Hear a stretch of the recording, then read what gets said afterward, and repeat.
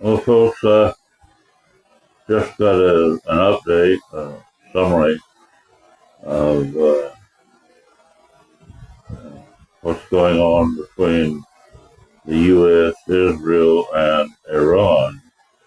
And not only those three, but also some others that have been hit by Iran. What it boils down to is that people are wondering whether there'll be a ground war, whether the U.S. will send in troops or anybody else. And it was pointed out to me, or to anybody watching the report that I saw, that the average cost of the Iranian missiles is about $1 million or maybe less. The interceptors from Israel or the U.S. or whatever average between 1 million and 3 million. And they also point out that the U.S. is hard put to uh, have enough missiles on hand for this because they're also shipping many to the Ukrainian theater. Uh, so they say the U.S. stockpiles are running low now. The Israelis say they're running desperately low in interception missiles, and that in particular, one of the missiles that Iran has is more maneuverable than they thought, and when they are sent several at a time, Israel just doesn't have enough to be sure to prevent penetration, that is, ground damage. Um, so the question is, what is next? On both sides, the Israelis anyway, and Iran, say they have just begun to fight, that they have no intention of quitting if they run out of missiles. Well, just exactly what does that mean? Um, I wonder the U.S. could maybe get missiles from NATO members and so on. I don't know, but anyway, some people very calmly say, well, all the logic favors the U.S. Deploying troops on the ground and winning a war that way.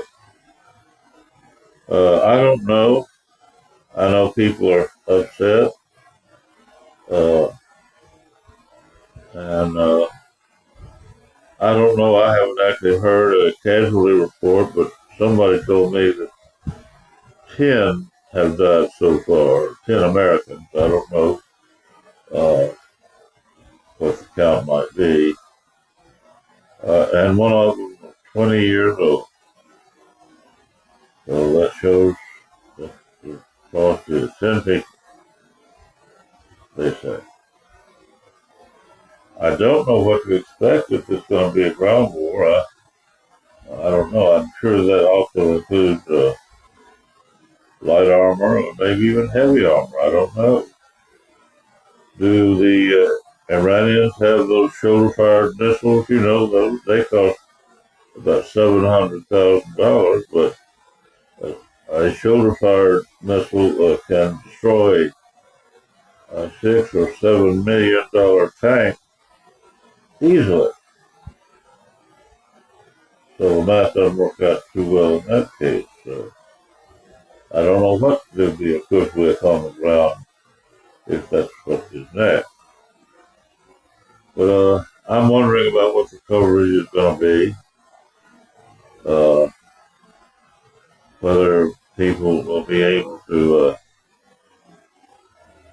uh, rationalize some sort of policy to see something better than a red hot or white hot uh, war for several more weeks, no matter what the cost and casualties and on all sides, and then the cost materially.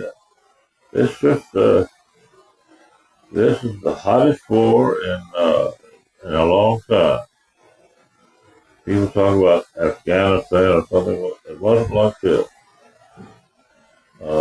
Not to say that it was not demanding and lethal and so on, but when Israel is at war with anybody, it's a hot business, you know.